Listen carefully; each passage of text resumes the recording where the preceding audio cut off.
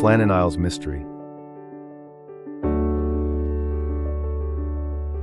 In December 1900, 3 lighthouse keepers vanished from a remote island in the Outer Hebrides. Their disappearance evoked a chill, rife with unanswered questions. A relief vessel arrived, finding the lighthouse untended.